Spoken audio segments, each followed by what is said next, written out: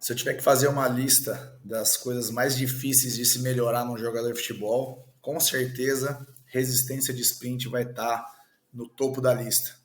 É uma capacidade física muito complexa, é algo muito difícil de treinar e de controlar. Então, antes de eu falar sobre isso, se você não está inscrito no canal, se inscreve, curte, comenta aqui suas dificuldades, compartilha esse vídeo para a gente ajudar a crescer o canal. E embaixo desse vídeo aqui, logo abaixo, tem o link do programa Jogador de Futebol de Alto Nível. Então clica lá, o pessoal da equipe de vendas vai te ajudar no chat ali pelo WhatsApp para tirar suas dúvidas e você poder adquirir esse programa que vai ajudar você a resolver um desses problemas, inclusive como ganhar resistência para conseguir fazer mais sprints durante uma partida.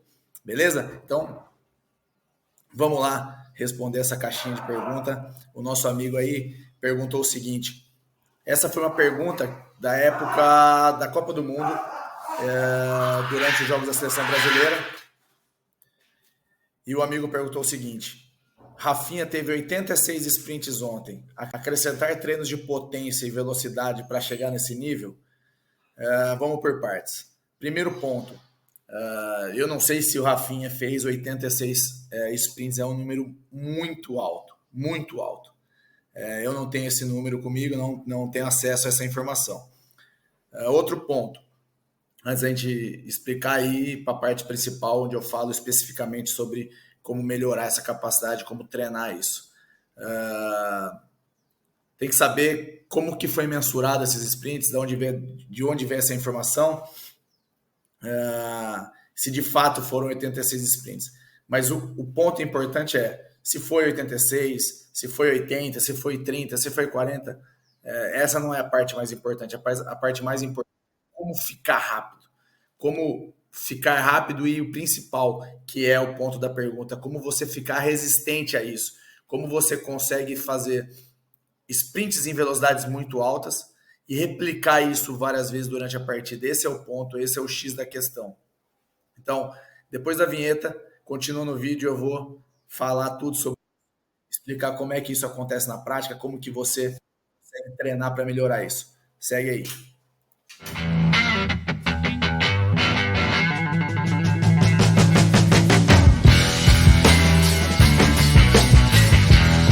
Então vamos lá. É uma longa história essa questão de você melhorar o seu sprint e conseguir fazer isso várias vezes durante o jogo. Primeiro ponto para você entender e eu tentar explicar um pouco essa questão é o pessoal entender como que é mensurado esses sprints, né? Então os jogadores eles jogam com GPS. Isso tudo é verificado online. Online que eu digo enquanto está acontecendo, está aparecendo ali na tela do computador ou no tablet do preparador físico, ou do fisiologista, ou do analista do time ou da seleção, não importa quem está acompanhando o desempenho dos atletas. E aí estipula-se as faixas de velocidade, né? Sei lá, acima de 30 km por hora, entre 25 e 30, entre 20 e 25 e assim por diante.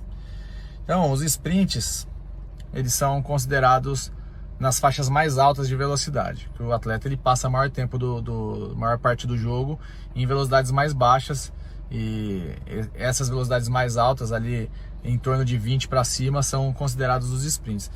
Cada preparador físico, fisiologista, pelo mapeamento que ele tem dos atletas, estipula essas faixas da maneira que eles quiserem. Estou dando só um exemplo aqui bem simples, só para ilustrar e fazer quem está assistindo entender como é que é feito essa contagem para determinar o que é um sprint.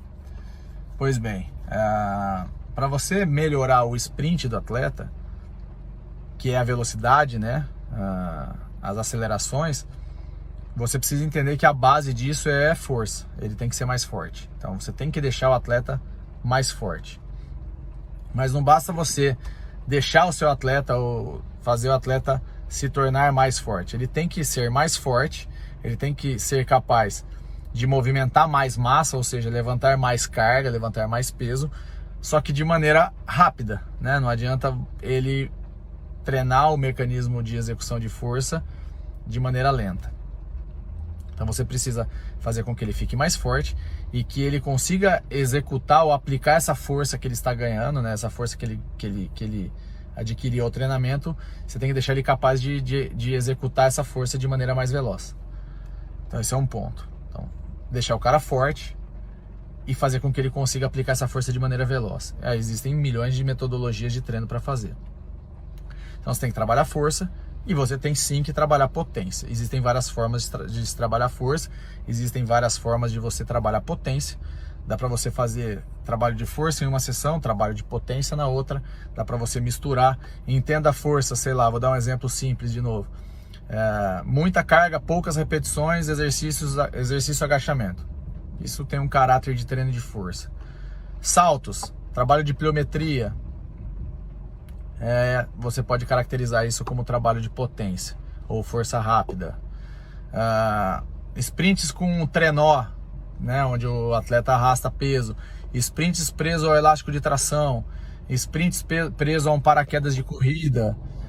Sprints empurrando o trenó. O pessoal mostrou na seleção brasileira o pessoal fazendo.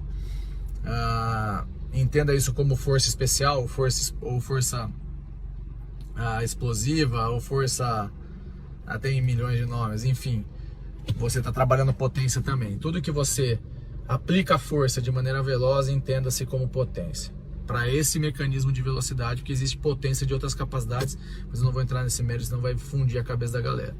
Então você precisa treinar força, você precisa fazer o cara levantar massa, levantar peso, movimentar massa.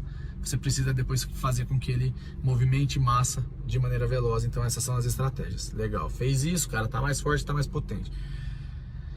Só que o jogo, ele impõe uma coisinha que se chama resistência de sprint, ou resistência de velocidade, ou seja lá como você queira nomear.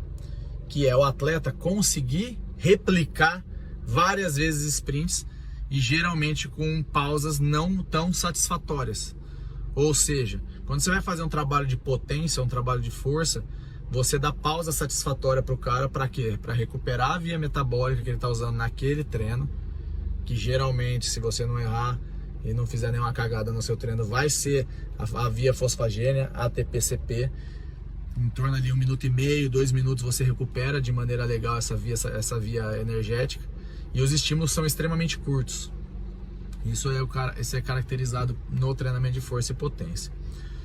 O que ocorre é que no jogo, muitas vezes, o atleta não tem esse período todo para ficar parado descansando. Às vezes ele tem que fazer um sprint, outro sprint, outro sprint, outro sprint, sim, e assim por diante.